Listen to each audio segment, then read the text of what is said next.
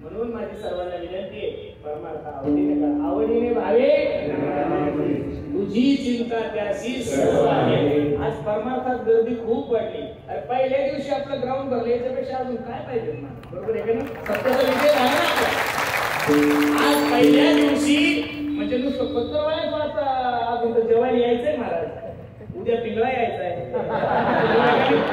आज फक्त मी पत्रवाळी वाटली, नुसतं एवढी गर्दी झाली. उद्यापासून महाराष्ट्रातील कोहिनूर आपल्या सेवेत येणार आहे.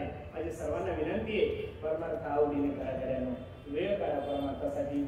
आवडे आनंद देवासाठी वेळ काढा.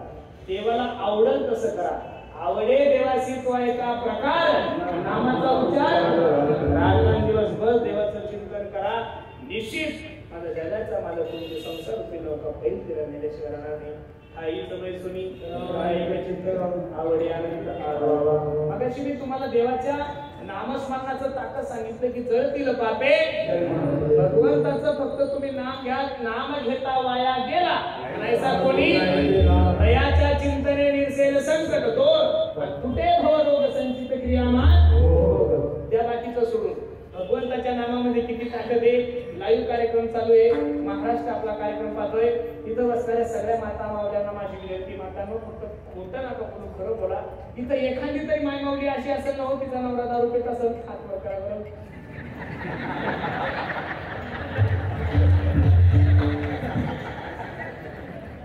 आमदार महोदय, तुमच्या मतदारसंघात एकही बेवडा नाही.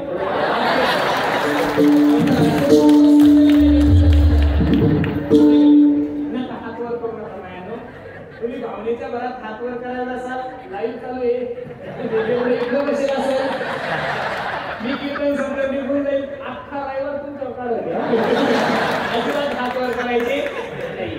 मला एवढंच सांगायचं, नामाचं महत्व सांगायचं तुम्हाला. काय सांगायचं माझ्यानो? नामाचं महत्व. मी तुमचा मुलगा म्हणून तुम्हाला सांगतोय. तुम्हाला असं वाटतं का नाही तुमच्या नवऱ्याला दारू सोडावी? मान सुद्धा नका घालू, मी मानसशास्त्राचा तज्ञ. कोणत्या मायमाऊलीचा नवरा दारू पितो तुम्ही चेहरा करून सांगू शकतो. तुम्ही मान सुद्धा नका घालू.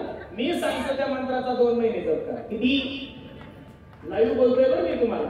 मी काही बागेश्वर धाम नाही, मला काही परिचय पाहता येत नाही, तेवढा मी काही मोठा नाहीये, पण त्याच्यापेक्षा कमी नाहीये. बरोबर आहे का? त्याच्या पद्धतीने तो मोठा असतो. बरोबर आहे का? लक्ष देऊन ऐका. मी काही छाछू करतोय असं नाही, मी वारकरी संप्रदायाचा माणूस आहे, नारदाच्या गाजून बोलतोय. तुम्हाला असं वाटतंय ना तुमच्या नवऱ्याला दारू सोडावी? मी सांगतो त्या मंत्राचा 2 महिने जप करा. मी पांडुरंगाची शपथ घेऊन सांगतो. माझा नंबर नोट करून घ्या. जर 2 महिन्यात तुमच्या नवऱ्याने दारू नाही सोडली तर हा पुरुषोत्तम पाटील कीर्तन करायचं सोडून दिले विचार. माय मावळ्याचं म्हणतील हो बाकीचं कीर्तन राहू दे.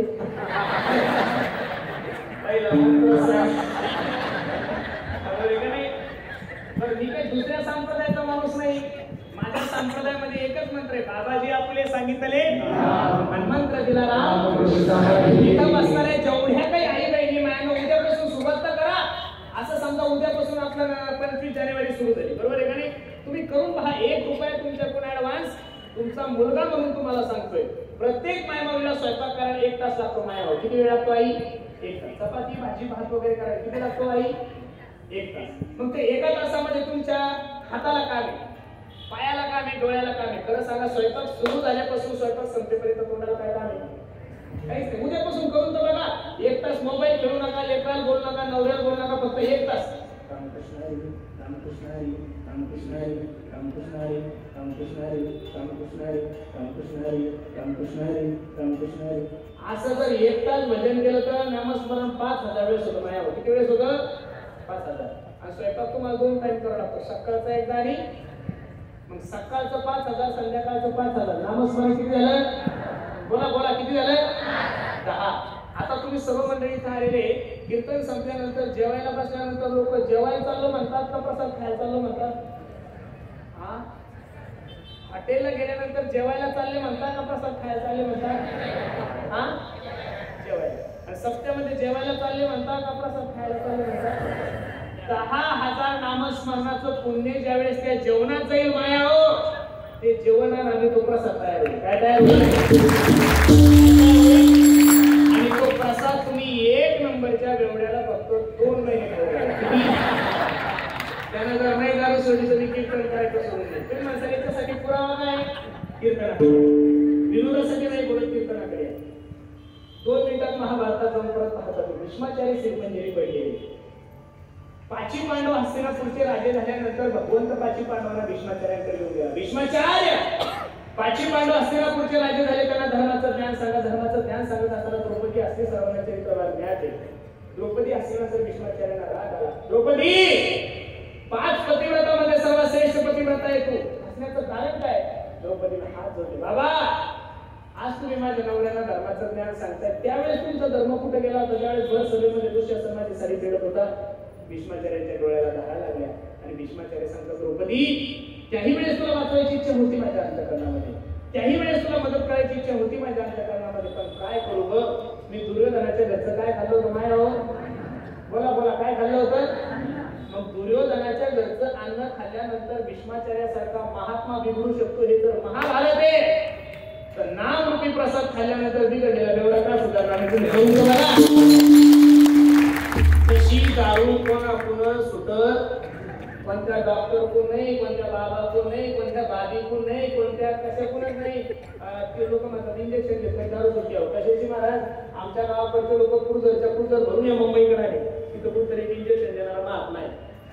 ते पेटपेटच इथपर्यंत आले. 50,000 इंजेक्शन घेतलं, पेटपेटच गेली.